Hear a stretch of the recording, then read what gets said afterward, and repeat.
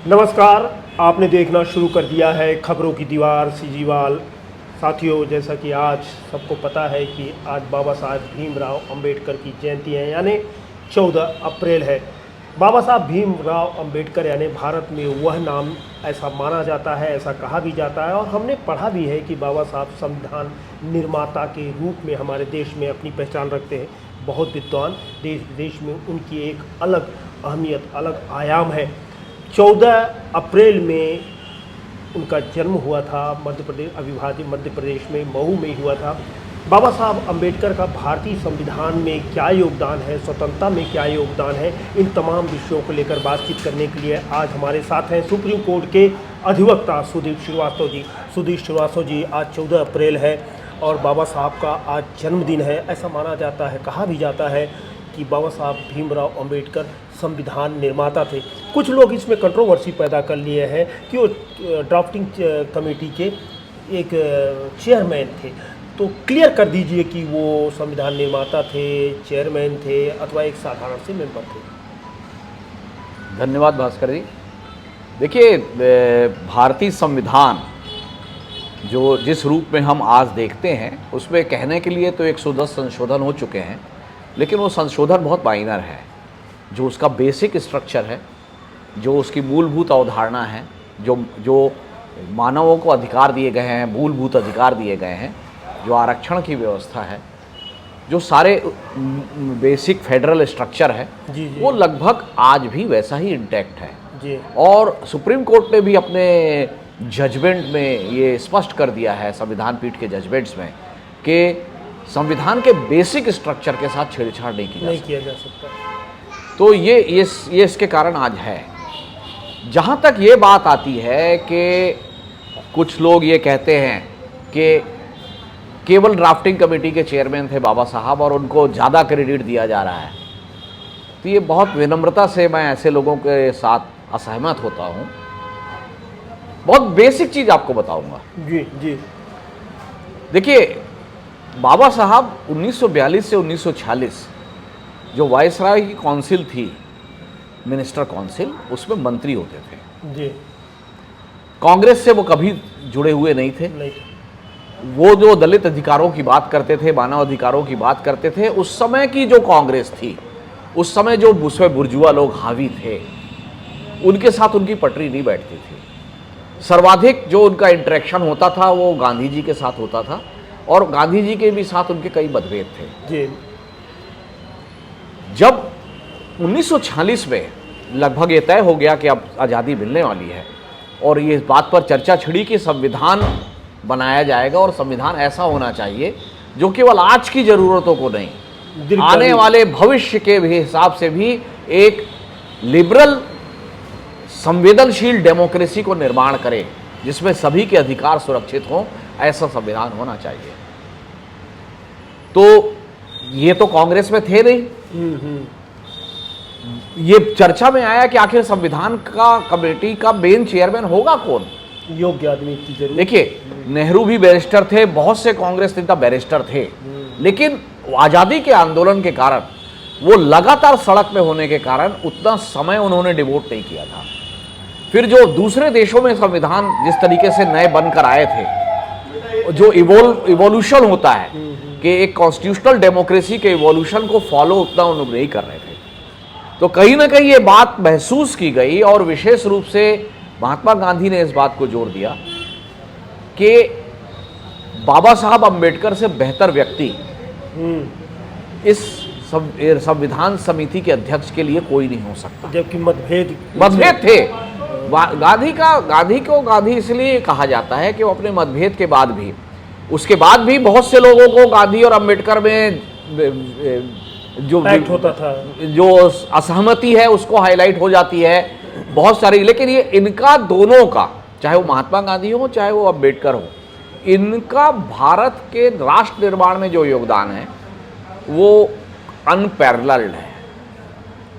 तो जब इनका नाम आया तो नेहरू ने, जो डेजिग्नेटेड प्राइम मिनिस्टर थे, बनने वाले हैं, उन्होंने अप्रोच किया बाबा साहब को। बाबा साहब आश्चर्यचकित रह गए। ये जो मैं बता रहा हूं, ये बाबा साहब ने जिस दिन संसद में कानून मंत्री का रेजिग्नेशन दिया था और अपना स्टेटमेंट दिया था कि क्या पूरा रहा। उस स्टेटमेंट में उन्होंने ये कहा था कि जब मुझे ये ऑफर मिला तो मैं सरप्राइज था कि मैं कांग्रेसियों के साथ रहा नहीं, कांग्रेस के साथ रहा नहीं, तो फिर भी हाँ वो कई जगहों पर मतभेद है फिर भी। और कहीं अंदर में उनकी इच्छा ये थी और उन्होंने एक बार जाहिर भी की नेहरू को कि कानून मंत्री के रूप में देश को बनाने में कोई एक्टिव कंट्रीब्यूशन मेरा नहीं होगा, तो मुझे बेटर यह है कि कोई एडमिनिस्ट्रेटिव डिपार्टमेंट दिया जाए अगर आप मंत्रिमंडल में ले रहे हैं चाहते हैं तो। हाँ, क्योंकि वायसराय काउंसिल में वो सीपीडब्ल्यूडी का जिम्मा देखते थे, लेबर और सीपीडब्ल्यूडी। तो उस समय तो नेहरू ने उन्हें कहा कि नहीं हम आपको और भी विभाग देंगे, जो बाद में नेहरू ने कभी दिए नहीं। अच्छा, क्योंकि नेहरू भी शायद सोचते थे कि इनको केवल संविधान तक सीमित रखो, सरकार तो कांग्रेसियों को चलाना है, जो भी मतभेद उस समय रहे, जो भी कारण हो। अब एक बार जब ये कानून मंत्री के रूप में संविधान समिति के अध्यक्ष बन गए, उसके बाद कुछ लोगों का ये कहना कि बाबा साहब केवल उस कमेटी के अध्यक्ष थे, बहुत सारे विद्वान थे, उन्होंने लिखा, इस संविधान की नकल कर ली, उस संविधान की नकल कर ली, भानुमति का कुनबा। हाँ बने ये जो उनके खिलाफ बोला जाता है, और खासकर अरुण शौरी जी की जो किताब है, हाँ, जो मंत्री भी रह चुके भारत सरकार के, वो भारतीय जनता पार्टी में केंद्र में मंत्री रहे। अरुण शौरी बड़े पत्रकार है और भारतीय जनता पार्टी की सरकार में केंद्र में मंत्री रहे। उन्होंने 1997 में किताब लिखी वर्शिपिंग फॉल्स गॉड। अच्छा, और उसमें बहुत विवाद हुआ। उन्होंने बाबा साहब के योगदान को कम करने का प्रयास किया, और मजेदार बात यह है कि 1997 में ये किताब आई, इसका विरोध हुआ, प्रतियां जलाई गई, उसके बावजूद 98 से 2004 के भाजपा के सरकार में अरुण शौरी मंत्री थे। क्या ये माना जाए कि भाजपा की बाबा साहब अम्बेडकर की, देखिए कहीं ना कहीं आरएसएस का एक बड़ा तबका बाबा साहब और बाबा साहब के प्रभाव को कम करने का प्रयास हमेशा करता रहा है। उसका जो एक आरएसएस के अंदर एक पैरेलल लाइन चलती है कि आरक्षण नहीं होना चाहिए, एक पैरेलल लाइन चलती है पैट्रियार्कल सोसाइटी की, एक पैरेलल लाइन चलती है कि समाज वर्ण व्यवस्था की, वो जो पूरी चीज़ है, वो जो पूरा थॉट प्रोसेस है, वो कहीं ना कहीं बाबा साहब के आरएसएस के करीब का, आरएसएस के खिलाफ का, खिलाफ का यानी उनके विचारों के अनुकूल था वो। तो अरुण शौरी जी को उस समय के आरएसएस के नेताओं ने बहुत तारीफ की, और सब रिकॉर्ड में है, मैं कोई नई बात नहीं कह रहा हूँ। और 98 से 2004 में वो मंत्री रहे केंद्र में, या जो विनिवेश मंत्री बनाया गया, और बालकों का विनिवेश उन्हीं के समय हुआ। हम ये जानना चाहते हैं कि अभी मेरी बात खत्म नहीं हुई। तो मैं जो आपको एक बहुत बेसिक तथ्य बता रहा हूं कि ये जो संविधान बना, संविधान बनाने के 4 अलग अलग दौर हैं। पहला दौर है ड्राफ्टिंग कमेटी की मीटिंग्स, फिर इस संविधान की फर्स्ट रीडिंग, कि पूरा पढ़ के उस पर चर्चा हुई कि ये कमी है, इसको ठीक करो, चर्चा, फिर सेकेंड रीडिंग, फिर फाइनल रीडिंग। सबसे ज़्यादा डिबेट चली है सेकेंड रीडिंग में।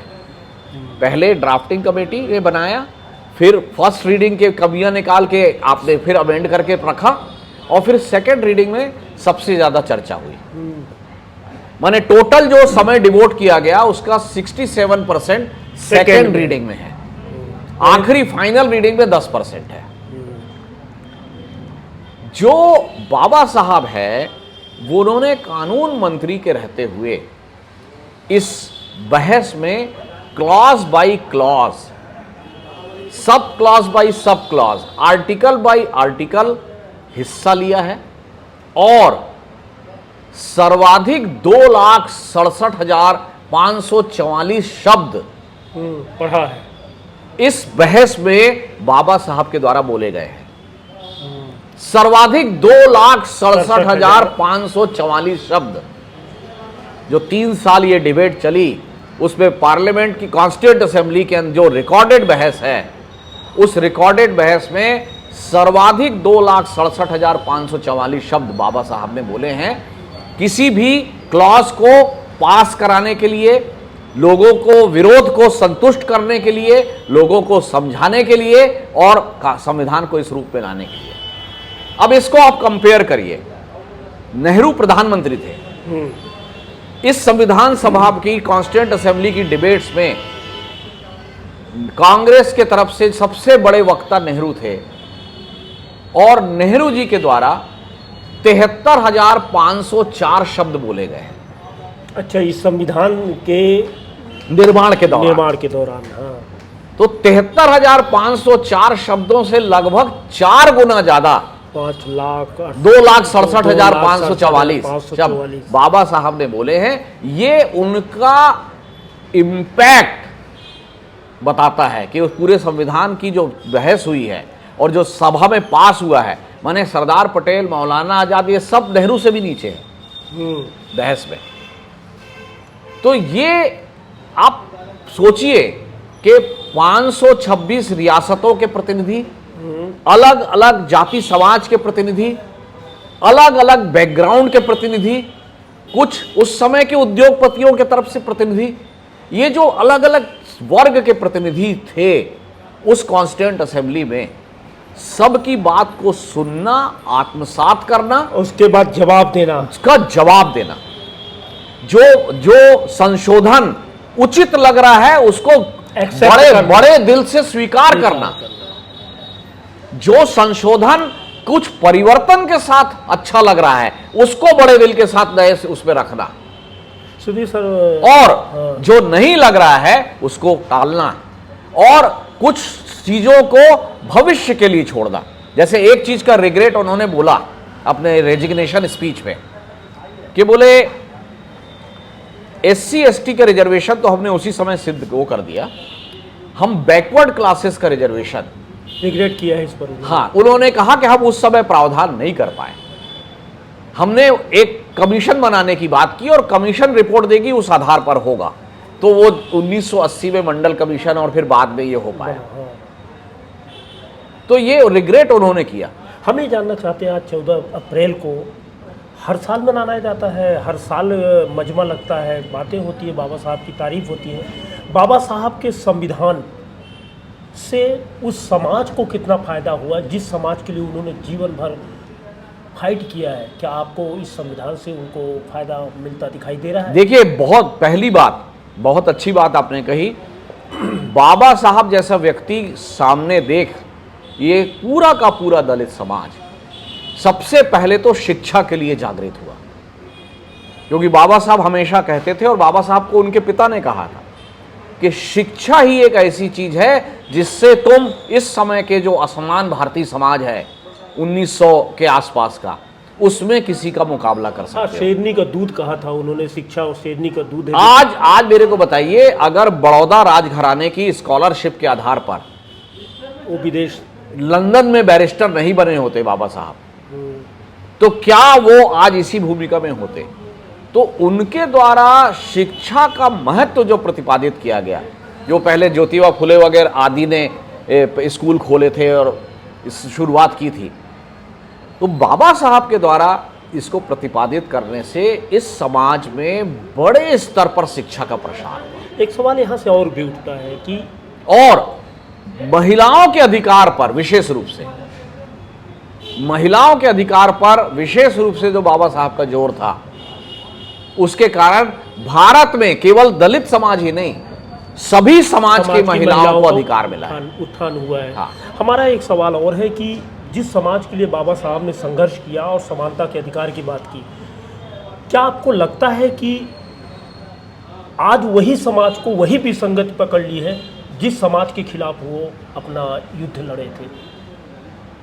नहीं, देखिए, कोई एब्रेशन, कोई इंडिविजुअल व्यक्ति, कोई एक व्यक्ति किसी गलत निर्णय कर रहा है, कोई अगर इधर उधर जा रहा है तो उस पर आप पूरा समाज गलत रास्ते में जा रहा है ये नहीं कह सकते।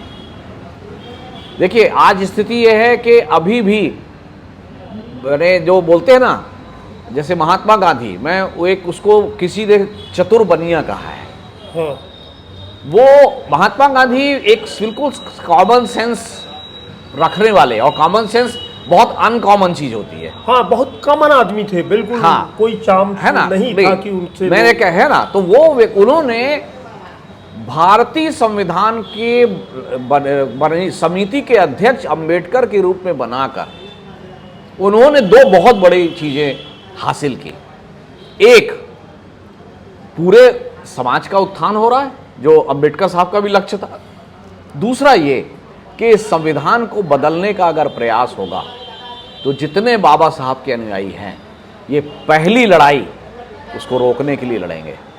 संविधान सुरक्षित है, संविधान को सुरक्षित रखने के लिए किसी भी सीमा तक जाएंगे जिनको इस संविधान पे आस्था है। क्या महात्मा गांधी ने पूना पैक्ट के दबाव में आके बाबा साहब को ड्राफ्टिंग कमेटी के चेयरमैन बनवाया? देखिए, उनकी मानसिकता क्या थी, उस समय की क्या परिस्थिति थी, मैं उस पर कमेंट नहीं कर पाऊंगा।